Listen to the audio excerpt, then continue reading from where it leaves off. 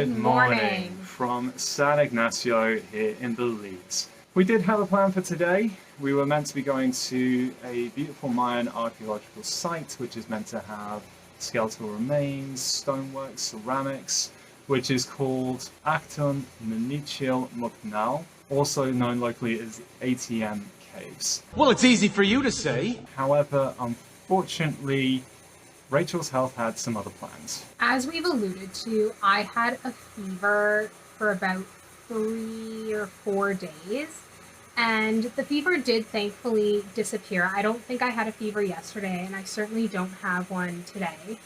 But yesterday when we arrived here, I started feeling itchy, like particularly all over my extremities. I think that along with the heat here, there's no air conditioning in this hostel. I am not exaggerating when I say I didn't sleep a wink last night.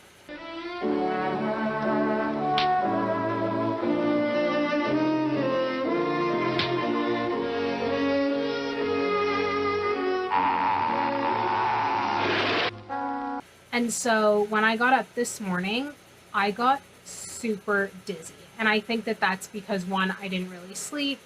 And then also, two, because of the fever, I haven't been eating a lot by any stretch of the imagination over the past few days. And it became evident pretty quickly that I really couldn't stand for more than 2 or 3 minutes at a time, which when you're going to be going exploring through caves is not the ideal situation. That's just not conducive to a safe or fun time.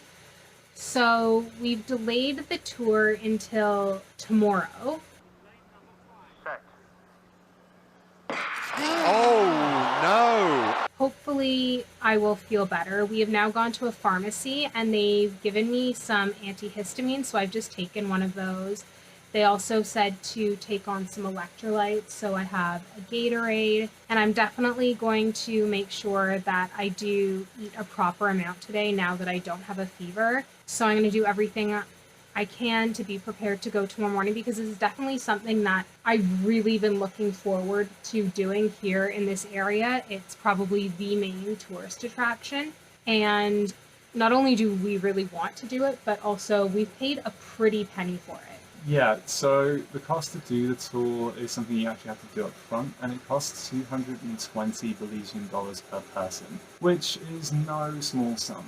So obviously it would be great to be able to do it, but at the same time, we hope that you can thoroughly understand that when push comes to shove, our health is way more important than anything else, and certainly I would never want to intentionally put Rachel in harm's way for anything. So obviously this doesn't make for the best content, and we're very sorry about that, but we really do hope that you understand where we're coming from by putting this tour off until tomorrow, and hopefully after this rest day, then we can come back tomorrow swinging, and then we can tell you all about what we're doing. On that note, we will speak to you tomorrow morning when hopefully we are getting ready to go on the tour. Good morning. I am still not feeling amazing, but I'm definitely feeling better. I think I slept a little bit last night, but I just basically am in my head completely about it all. But we are going to try going to ATM Caves again because I really want to. However, we can't take you with us. So sorry. And the reason for that is apparently a couple years ago, a tourist dropped a camera or phone on one of the skeletal remains and it cracked. So now phones and cameras and the likes have been banned. But I did hear that they give you some stock images. So when we come back, we'll at least be able to talk you through the experience and tell you what it was like, but we can't actually bring you with us. Sorry about that. This is another reason why we can't have nice things. This is why we can't have nice things. But again, we will do whatever we can to explain our experience, and if we love it, then we will extol all the virtues so that you can be inspired to go yourself. Let's head out. We just got back from our tour of ATM Caves, and it was seriously one of the best things I've ever done in my entire life.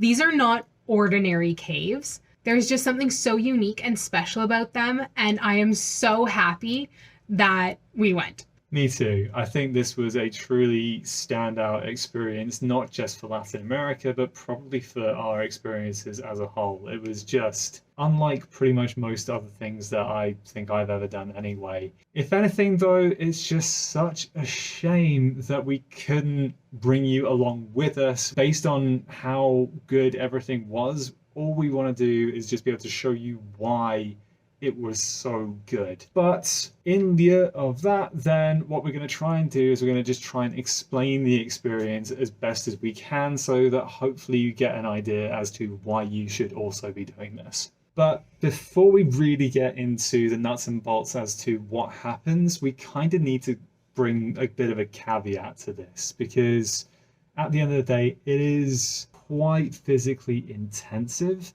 And there are a couple of things that may put people off this. So fundamentally, you are going to need to swim.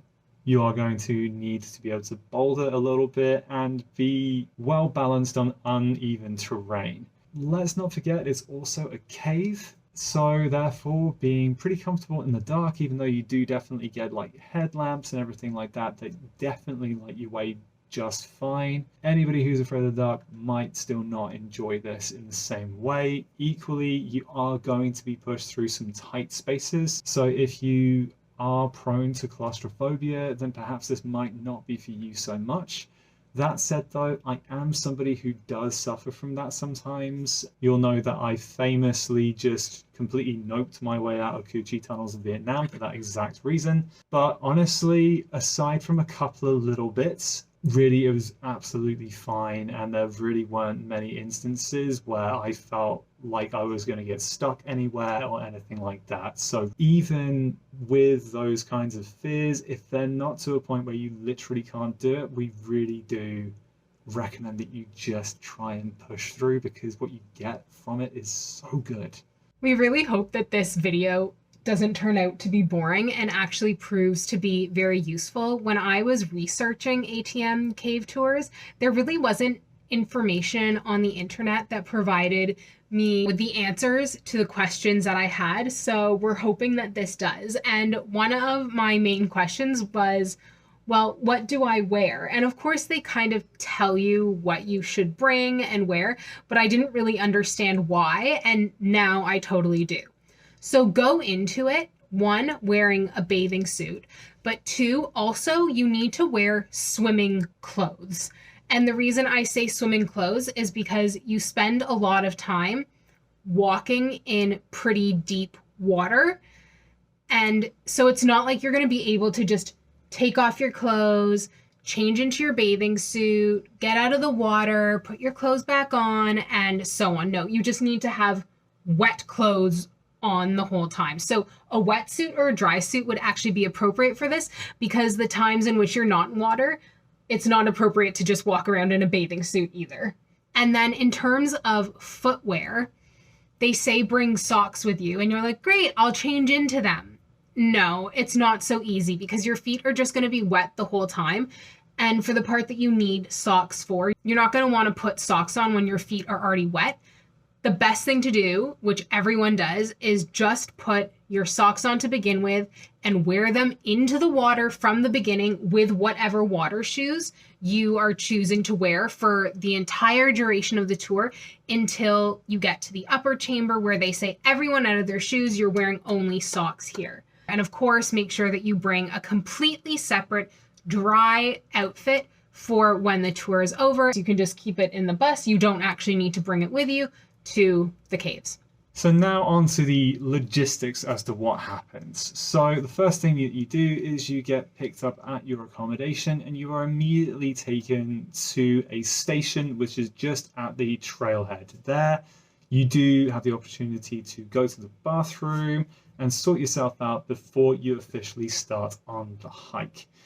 Once you do start on the hike, then you take literally probably about 50 meters worth of walking, and then you are immediately into a wet section where you are traversing a river. Don't worry, there is basically no current in this river. It's perfectly safe to do it, but do bear in mind that it comes up to probably about 4 feet That would be nipple height on me at least. Exactly. That's probably another reason behind just going in knowing you're going to get your socks wet, because you are, even before you get into the caves.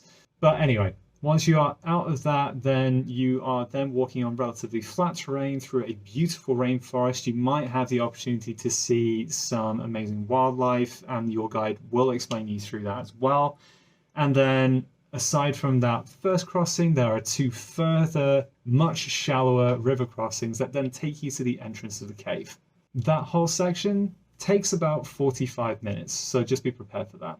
Once you arrive to the entrance of the cave, you immediately start by swimming into the cave and then bouldering up a few rocks to get into the actual cave. So you're kind of just thrown in the deep end. Once you are in the lower section of the cave, you just have a mixed bag of swimming, of walking over uneven terrain, and bouldering. And keep in mind that even when the water isn't deep, there is a constant low level of water in the cave when you're walking at all times.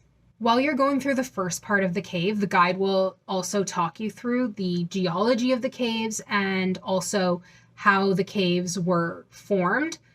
They are just absolutely beautiful, these caves, with different rock formations, stalagmites, stalactites, and it's just fascinating to learn about its natural history. The other notable part of the cave is that you will come to a section called the upper chamber, which I mentioned before.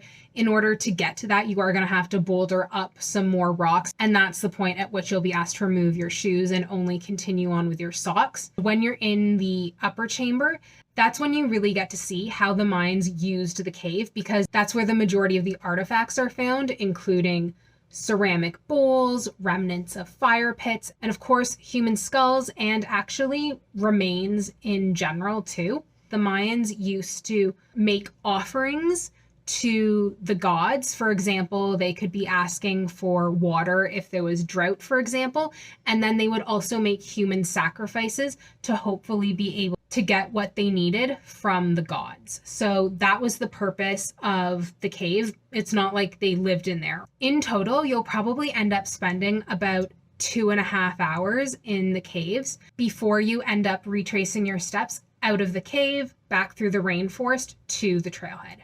What's in the upper chamber? It might sound like the premise to a horror movie, but we assure you it's not actually that scary. Seeing human remains is odd, don't get us wrong, but really the amount that you end up learning about the Mayan civilization, their culture, and their theology is actually fascinating. It's a really cool human study.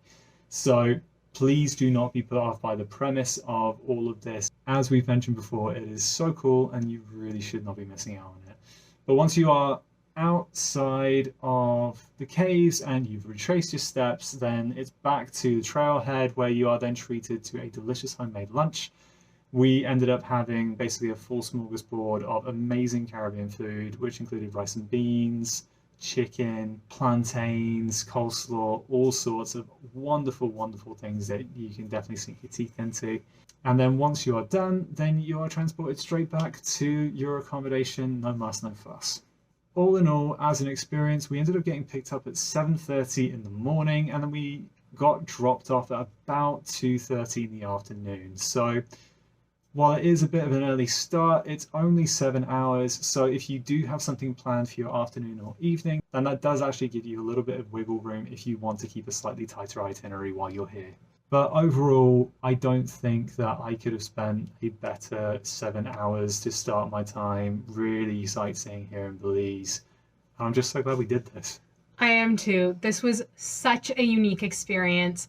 I can't put into words how much I enjoyed this. It exceeded my expectations.